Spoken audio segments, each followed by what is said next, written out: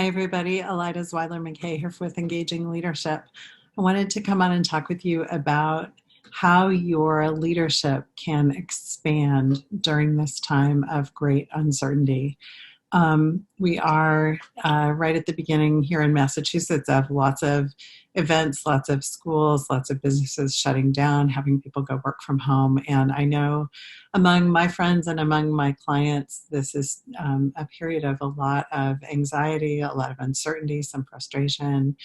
So I wanted to just come on and share some things that I know about how to work through these kinds of periods of uncertainty, just to offer up some perspectives that I'm hoping will be helpful. So one of the things that we know is that as human beings, when we are faced with uncertainty, when we don't know what's going to happen, when we're in uncharted territory, one of our main go-tos is to become anxious. It's hardwired in that when we're crossing into new territory, we would be like on alert and we would start feeling anxious. So the first thing I want to do is really highlight that for you and give you some permission to know that anxiety is absolutely a natural experience. And it's not a place where you need to dwell. When we are feeling anxious, there are sort of two versions of that. And this goes for when we're feeling mad or when we're feeling sad or when we're feeling frustrated. There's the version that is the core feeling, the core experience that we have in our body, the core experience of sadness, the core experience of anger, the core experience of anxiety, the core experience of fear. And those are like our natural responses to whatever's happening in our environment around us. And if you can leave some space for that, just know that that's what you're going through right now. And you can create some space for that in your thoughts. You can create some space for that in your day, giving yourself breaks, giving yourself opportunities to reflect, and be on the lookout for the place where we go, where we tend to ramp up those feelings.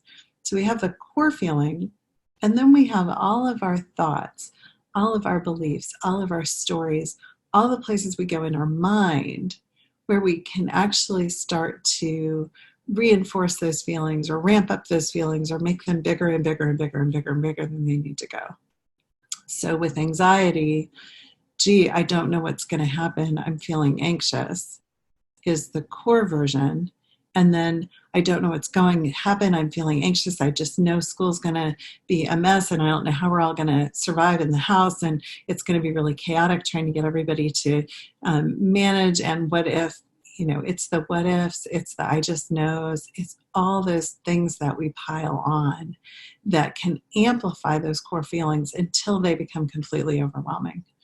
So I want to just invite you to start to notice your thoughts, start to notice where your mind goes, and to begin to distinguish, first of all, those core feelings from the amplified and ramped up and geared up kind of feelings. And see if you can slow those down, see if you can separate those out. Now, a lot of those thoughts are functional contingency planning. What will I do if my son is home from school for 2 weeks? What will I do if we've got to figure out how to feed our family with the food that's currently in our house? Like, these are reasonable questions to ask that can lead you down a path of some real functional planning.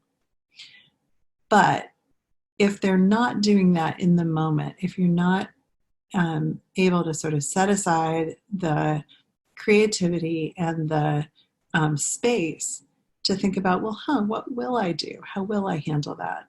If you're just doing it from a frantic piling on place, then you're not actually in that functional scenario planning, owning your capability, owning your problem solving.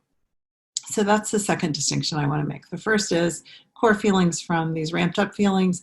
And the second is questions that guide you toward creating some kind of plan, having some kind of next steps, having some kind of agency, versus the kinds of questions and thoughts that have you feeling anxious and helpless and like there's nothing you can do about it. So I just want to really invite you in the coming days, in the coming weeks, to keep finding your way back to some curiosity.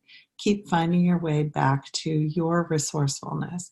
Keep finding your way back to compassion for yourself, for the people around us who are going through it. A few other tips I can offer along those lines. One is to really make sure that you're avoiding sources of rumor or gossip or speculation. In our society, just like in ourselves, we have the distinction between the core feelings and the ramped up feelings, and we have the distinction between the sort of thoughtful questions and planning and the kind of chaotic, oh my God, what's going to happen? That is also existing in our culture. And so I want to invite you to pay attention to those differences and seek out sources of thoughtful information, seek out sources of thoughtful guidance, and avoid the sources of gossip and rumor and speculation and ramping up and, oh my God, what are we going to do about it? And please do your best to not contribute to those either. If you have information that you're not sure whether it's true or not, you have information that you're not sure whether it's really helpful, check yourself before you put it out there so that we don't end up in a place where we're overwhelmed by misinformation and unable to make good, solid decisions based on science, based on data, based on facts, based on expert opinions. Okay?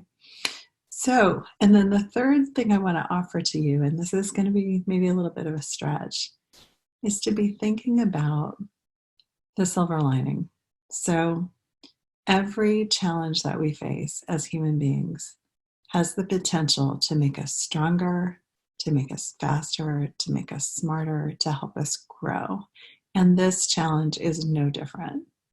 So I want to really invite you to think about how can you use what's happening right now around you as an opportunity for you to become more comfortable with uncertainty, as an opportunity for you to be someone who steps into leadership and supports other people to calm down. An opportunity for you to step into supporting your community in some way or supporting your family in some way, whatever feels like a way that you can make use of the situation so that when it dies down, when it's over, whatever that world looks like on the other side, you've come through this stronger than when you started. So that's what I have for you today. That's what I'm working on myself, and what I invite all of us to do. As you're going through this journey, if you have questions, if you have ideas you want to share, if you have things that you're finding that work for you, feel free to post them in this group, and let's let this group be a place that's a resource for each other. And certainly if I can support you in any way personally and you'd like to have a conversation about that, book a call with me, zmcoach.net/call, and we'll talk. All right? Hang in there. We can do this.